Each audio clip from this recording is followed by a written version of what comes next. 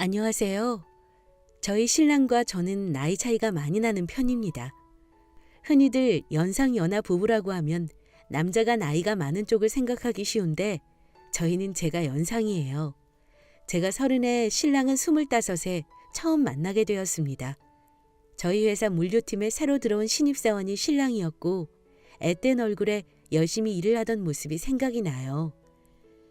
20살 중반의 남자애들은 노는 거 좋아하고 친구들이랑 어울려 다니는 걸 좋아하는데 늘 일만 열심히 하고 퇴근을 하면 불이 나게 집으로 가던 모습이 인상적이었습니다. 하지만 저보다 나이도 어리고 부서도 다른 신랑에게 이성적인 마음은 가질 수 없었어요. 저희 회사는 매년 연말 소고기집에서 막년회를 크게 하는데 그때는 전 직원들이 회식을 했고 우연히 신랑과 같은 테이블에 앉게 되었어요. 신랑은 막년회를 하는 내내 술도 한 잔 먹지 않고 고기만 먹고 있었습니다. 음료수라도 좀 마시면서 드세요. 체해요. 제가 소화능력 하나는 끝내줘요. 걱정 안 하셔도 됩니다. 콜라 옆에 둘 테니까 그래도 음료수 드시면서 먹어요. 체하면 고생해요. 유리컵에 음료를 담아서 신랑 옆에 두었고 신랑은 연신 고맙다는 인사와 함께 고기를 먹었습니다. 그리고 회식이 끝난 이후 쭈뼛거리며 굼뜨게 나가는 모습에 어디 몸이라도 안 좋은가 생각을 했는데 가장 늦게 나오면서 남은 고기를 주섬주섬 챙기고 있더라고요. 제 동생도 타 지역에서 혼자 자취를 하며 일을 해서 그런지 신랑의 모습이 제 눈에는 안쓰러워 보였습니다. 그래서 그 이후 신랑을 종종 챙겨주게 되었고 연인 사이로 발전하게 되었습니다. 알고 보니 신랑은 혼자 자취를 하는 건 아니었고 가족들과 함께 지내고 있었습니다. 그런 시댁은 조금은 이상한 분위기였던 걸로 기억해요. 신랑의 말을 들어보면 술주정뱅이 아버지와 이혼 후 어머니 혼자 여동생 2명과 신랑까지 셋을 키웠다고 하더라고요. 그렇게 지내다 보니 어쩔 수 없이 가장 아닌 가장이 되어 고등학교도 포기한 채 공장에서 일을 했고 성인이 된 이후로는 운전면허를 따고 운전을 하는 일을 하고 있다고 했습니다. 저희 회사에서도 물류팀 배송을 담당하고 있었기 때문에 출장이 잦은 업무를 하고 있었어요. 그런 가정사를 들으니 저는 신랑이 더욱 안쓰럽게 느껴졌습니다. 분명 나이 차이가 제법 나기는 하지만 신랑은 정이 많고 따뜻한 사람이었습니다. 회사에서도 일은 똑부러지게 하고 저에게는 든든하고 다정한 사람이었고 그렇기 때문에 저도 자연스럽게 신랑과 결혼까지 생각을 하게 되었던 것 같아요. 신랑과 결혼을 약속하고 시댁에 가서 저는 처음 밥을 먹은 날이었어요. 진아 씨는 나이가 좀 많은데 어떻게 우리 정훈이를 만나고 있어요? 같이 일하면서 사람이 괜찮다고 생각했습니다. 그래요? 봐서 알겠지만 우리가 정훈이한테 의지를 많이 하고 살아요. 오래 만났다고 들었지만 남자 나이 30은 아직 한창이고요. 네, 잘 알고 있습니다. 진아 씨가 올해 35이라고 했나요? 진아 씨는 결혼이 급할지 몰라도 우리는 아직 정훈이를 보낼 생각이 없어요. 제 말 잘 이해했길 바래요. 밥을 먹고 후식을 준비하러 신랑이 자리를 비운 사이 시어머니께서는 저에게 헤어지라는 이야기 했습니다. 하지만 신랑과 5년이라는 연애 기간 동안 확신이 생겼고 그 부부는 신랑도 마찬가지였기 때문에 저희는 결혼을 강행하기로 했어요. 저희 집에서는 신랑이 어리긴 하지만 저에게는 잘해줄 것 같다고 쉽게 허락을 받은 것과 달리 시댁에서는 제가 나이가 많고 신랑이 시댁의 가장이니 결혼을 허락할 수 없다고 했습니다. 제가 나이 많은 것은 어찌할 수 없는 부분이 아니지만 신랑이 시댁의 가장이라 결혼을 반대하는 부분은 쉽게 이해가 되지 않았어요. 결혼 전 신랑은 시댁의 월급을 전부 가져다 주고 한 달 용돈을 받아서 쓰는 식으로 지내고 있었거든요. 그러면서도 주택 청약 저축이며 단기 적금까지 관리하는 신랑이 새삼 더 대단해 보였습니다. 어머님, 저희 성인이고 부모 동의 없이 결혼할 수 있어요. 그럼에도 결혼을 허락해달라는 건 가족으로 함께 지내고 싶다는 말이에요. 지금 협박이라도 하는 거냐? 그런 말 아니에요. 경제적인 부분은 한 번에 끊으면 부담스러우실 테니 점점 줄여나가는 방향으로 생각해 볼게요. 어머님도 양보 좀 해주세요. 결국 시댁은 단 하나의 조건을 내밀었는데 그게 혼인신고를 하지 않은 채 사는 것이었습니다. 제가 그 이유를 물으니 신랑이 나중에 결혼을 후회할 수 있으니 결혼식은 올리고 같이 살지만 혼인신고는 허락할 수 없다는 것이었습니다. 그래서 아이가 생기면 혼인신고를 하고 그 전에는 동거를 하는 형식으로 살라고 이야기를 하더군요.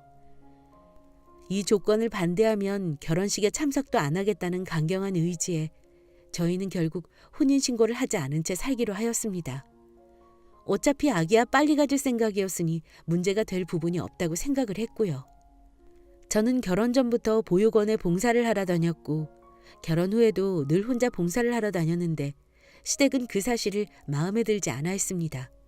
봉사를 하러 갈 때마다 아이들이 좋아하는 간식이나 때로는 학용품을 사가기도 했는데 그런 모습들이 주제넘은 행동이라고 생각을 했으니까요.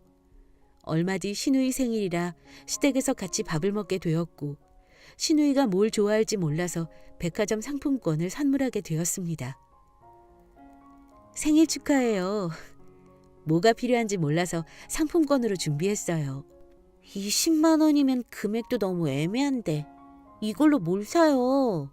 저 곧 대학도 들어가는 거 모르세요? 네?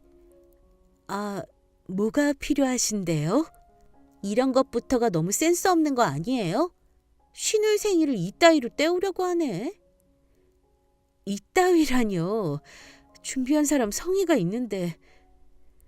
툴툴거리는 시누이는 입을 닫았고 수저를 내려놓으며 시어머니는 봉사 다니는데 애들이 필요한 건 알고 한 식구인 시누이가 필요한 건 몰라? 하며 시비를 걸었어요.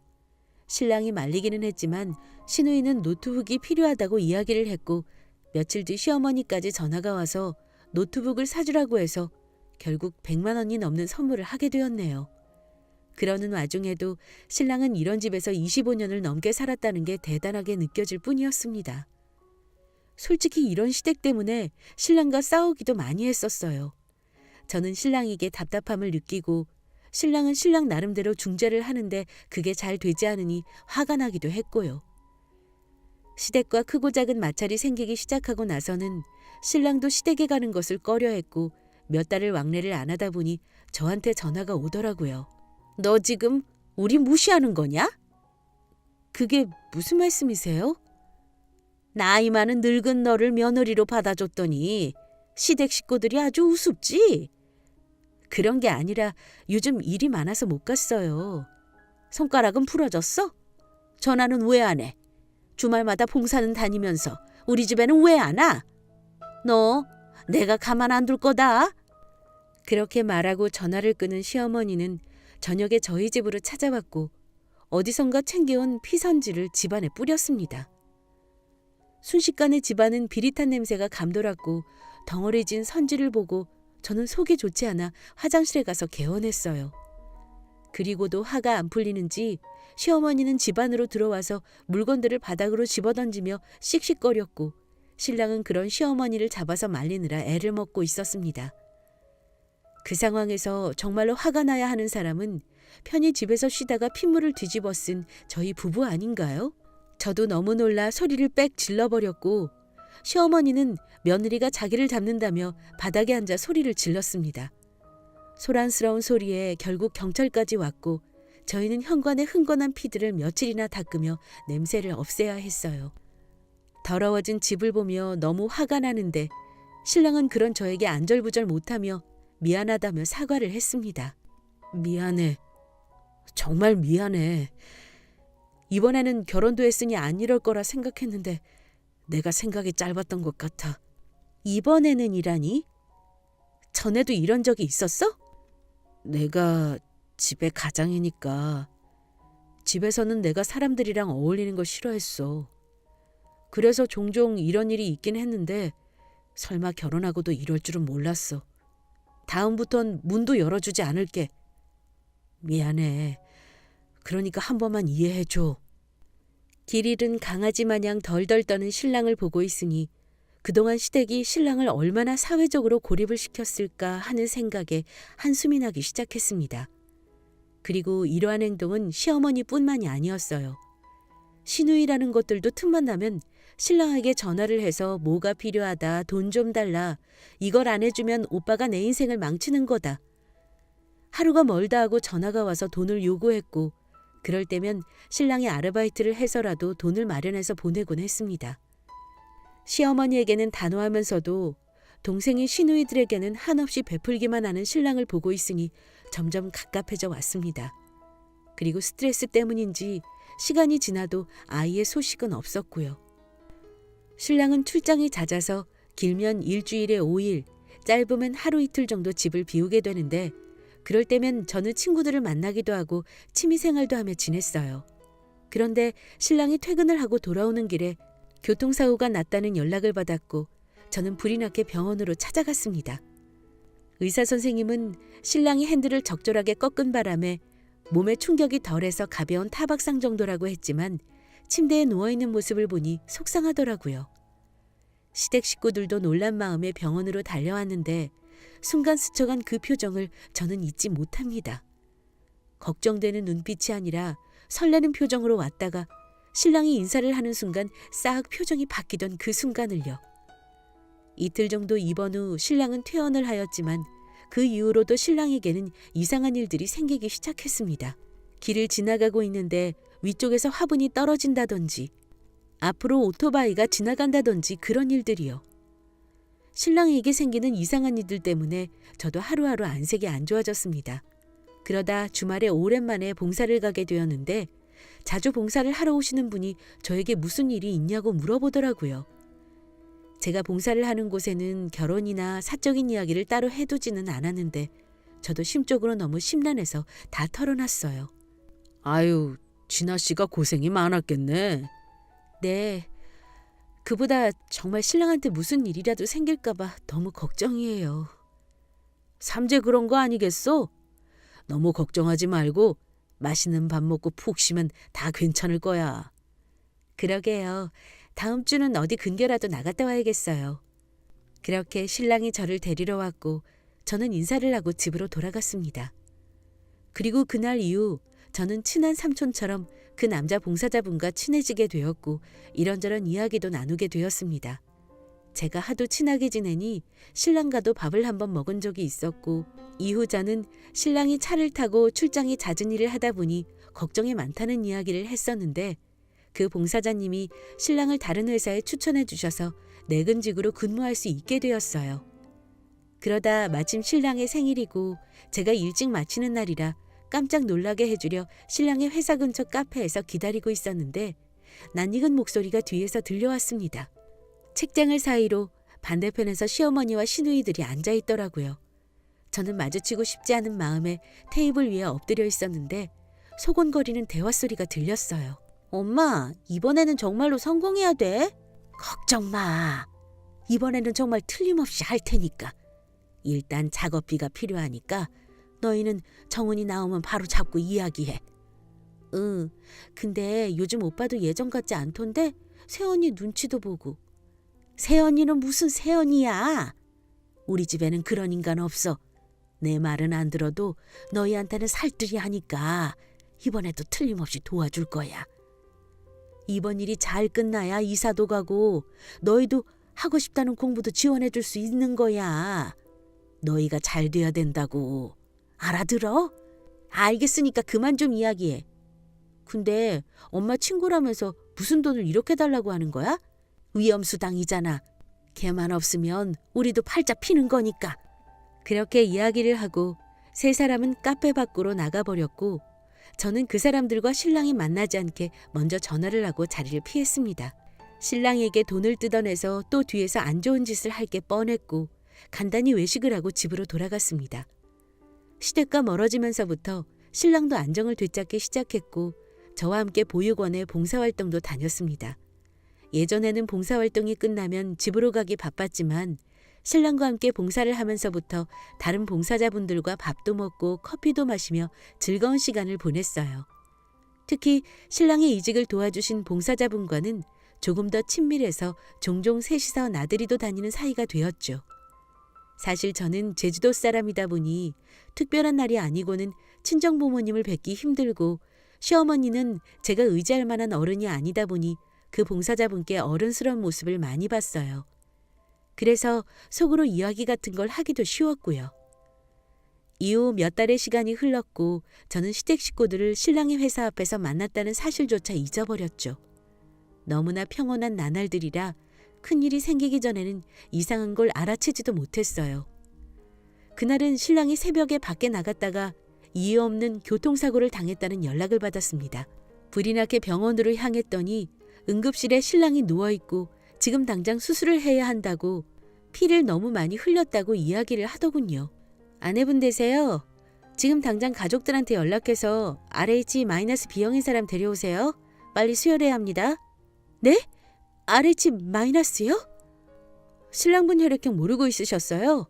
시간 없어요. 빨리요. 그렇게 응급수술이 진행되었고 저는 시댁에 전화를 했습니다. 시댁 식구들은 다른 지역에 있다고 그리고 가족들 중에 RH- 혈액형은 없다고 하며 어떻게 하냐며 발을 동동 구르더라고요. 저는 눈물이 앞을 가렸고 어디든 도움을 구해야겠다는 마음으로 새벽에 삼촌 같던 봉사자분께 전화를 했어요. 사장님, 저희 신랑 좀 살려주세요. 혹시 회사에 RH-B형인 사람 없어요? 제가 정말 도움을 구할 데가 없어서. 진아 씨? 이 시간에 아니 거기 어디예요? 내가 지금 갈게요. 여기 병원 응급실이에요. 주소 보내드릴 테니까 회사 사람들께 꼭 물어봐 주세요. 내가 RH-B형이에요. 빨리 갈 테니 진정하고 기다려봐요. 그 삼촌분은 30분도 안 되는 시간에 병원으로 도착했고 마침 RH-B형이 본인이라고 하시며 지정 헌혈을 해주셨습니다. 덕분에 저희 신랑은 고비를 넘길 수 있었고 병실로 돌아왔어요. 저는 그 사장님께 감사의 인사를 전했고 사장님께서는 조용히 돌아가셨어요. 그 밤중에 소란을 뒤로하고 다음 날이 되어서야 시댁 식구들은 병실로 들어왔습니다. 병실에 들어오자마자 시어머니는 제 뺨을 때리셨고 저에게 모진 말을 뱉어냈어요. 이게 도대체 몇 번째야? 내 아들 잡아먹으려고 아주 난리구나.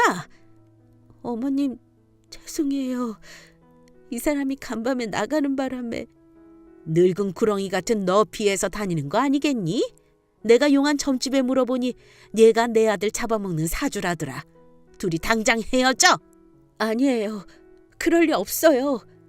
내 아들이 지금 저 꼴인데 그런 말이 나와? 처음부터 내가 반대를 했어야 했는데. 나가. 너 같은 거 필요 없어. 저는 그렇게 신랑의 병실에서 쫓겨났습니다. 1인 병실이다 보니 시댁 식구들은 그 안에서 나올 생각조차 없었어요. 병실 앞에 저는 덩그러니 앉아 있었는데 갑자기 다급하게 의료진들이 병실 안으로 들어갔고 놀란 나머지 저도 병실로 따라 들어갔습니다. 의료진들은 신랑을 이리저리 살펴보며 수액도 넣고 심폐소생술을 진행하고 있었고 시댁 식구들은 그 앞에서 울고 있었습니다. 저도 그 앞에서 멍하니 앉아 있었고 다행히 정상 심박으로 돌아온 신랑을 보고 안심할 수 있었어요. 시댁 식구들은 그런 저를 다시 쫓아냈고 저는 걱정이 되어 미칠 것 같았습니다. 밖에서 신랑이 얼른 회복하고 일어나기를 바랄 뿐이었죠. 그런데 병실 안에서 신나는 듯한 소리가 들려왔습니다. 제가 들어갈 수 없으니 문을 살짝 열고 안을 동영상으로 찍어서 봤더니 두 시누이는 신이 나서 춤을 추고 있고 시어머니라는 사람은 누군가와 통화를 하고 있었는데 그 내용이 보험금을 받으려면 필요한 서류들이었어요. 보험금 7억 수령하려면 사망증명서랑 뭐 필요하다고 했죠? 아니 결혼은 했는데 혼인신고 안 해서 내가 다 받으면 돼요. 그냥 미리 알아봐두려고 하는 거지. 사람 일 어떻게 될지 모르는 거니까. 설계사님, 내가 밥 한번 살게요. 시어머니는 누워있는 신랑 앞에서 보험금 수령 방법에 대해 물어보고는 두 딸과 함께 기뻐하고 있었습니다. 저는 그 모습을 보고 벌컥 문을 열고 병실로 들어갔고 지금 이게 무슨 이야기냐고 물으니 태연하게 신랑 앞에서 보험금이 있다고 이야기를 하더군요. 그러면서 어차피 수령자는 본인이니 그 돈을 탐내지 말라고 하면서요. 나 참 어이가 없어서 본인 배로 낳은 아들이 맞나 싶었습니다. 이거 보험 사기죠. 신고할 거예요. 이게 무슨 보험 사기야. 정당한 절차인데. 아픈 사람 앞에 두고 이건 아니죠. 어디 증거라도 있니? 그리고 어찌되었든 내 아들이고 넌 그냥 동거녀야. 그 순간 저는 휴대폰에 녹음한 음성을 들려주었습니다. 몇 달 전 카페에서 신랑에게 돈을 빌려 음모를 꾸미던 내용이었습니다. 사람을 시켜서 차로 치면 된다. 어차피 대포차니까 상관없다. 깔끔하게 하는데 뒤탈이 없다. 어차피 우리 가족도 아니다 등등. 그리고 좀 전에 동영상으로 찍은 보험금 청구 내용도 연속으로 틀었더니 시댁 식구들이 얼굴이 사색이 되어서는 저를 향해 달려왔습니다. 저를 밀치는 신우이 때문에 저는 휴대폰을 놓쳤고 그 순간 제 뒤에 한 사람이 서 있는 것을 느꼈습니다. 당신이 여긴 어떻게... 당신이야말로 이게 무슨 얘기야? 보험 사기? 우리 아들을 죽이려고 한 거야? 아니 그런 게 아니라 당신이 뭘 한다고 그래? 그리고 왜 우리 아들이야? 내 아들이야? 당신 어제는 병원에 오지도 않았었다며? 근데 지금 며느리는 밖에 보내두고 이게 무슨 볼성 사나운 짓이야? 내 인생 그만 망치고 나가. 나는 볼 일 없으니까. 결국 시어머니는 병원에서 소란을 부려서 밖으로 나가게 되었고 저는 신랑의 아버지와 병실에 남아 있었습니다. 수혈을 해주고 가신 그 삼촌 같은 봉사자분이 신랑의 아버지일 거란 생각은 정말 꿈에도 하지 못했습니다. 무슨 말을 해야 할지 몰라 멍하니 앉아있으니 신랑의 아버지가 그동안 있었던 이야기를 말씀해 주시더라고요. 시어머니는 당시 큰돈이 필요해서 신랑이 친아버지에게 접근 후 아기를 가졌고 결혼을 핑계로 큰돈을 갖고 달아났다고 합니다. 임신한 그 몸 그대로요. 이후 친아버지는 시어머니를 찾으려 백방으로 노력을 했지만 찾을 수가 없었고 나중에야 시어머니가 다른 남자와 결혼을 했다는 소식을 들으셨대요. 친아버지는 본인의 자식이 아니니 시어머니께서 뱃속에 있던 본인의 아이를 혹시 버리지는 않았을까 하는 마음에 보육원에서 몇십 년째 봉사를 하고 있으셨대요. 혼자서 속지 않은 마음으로요. 그리고 신랑이 걱정이 된 나머지 병문안을 왔는데 거기서 딱 시어머니를 마주치면서 그동안 엮여있던 일들이 다 풀리기 시작한 거죠. 혈액형으로 보아 신랑은 봉사자분의 친아들이고 경제적인 이유 때문인지 신랑은 언제나 두 딸과는 다른 대우를 받으며 자라왔습니다. 그리고 결혼을 하는 순간에도 돈을 벌어줘야 하는 아들이 독립을 하게 되니 놓아주기 싫었고 제가 혼인신고를 하게 되면 보험금 관련 소송을 할까봐 혼인신고도 못하게 막은 거예요. 제 이야기까지 듣고 나서 친아버지는 아들 앞에서 어떻게 나서야 할지 모르겠다고 하시며 돌아가셨습니다. 다음 날이 되어 신랑은 깨어났고 한 달 정도 입원 끝에 퇴원을 했습니다. 몸은 이제 괜찮은 거야? 그보다 병원에서 무슨 일이 있었어? 엄청 소란스럽던데. 아, 그게 들렸어? 그냥 어렴풋이 들린 것 같은데 무슨 일이 있었어?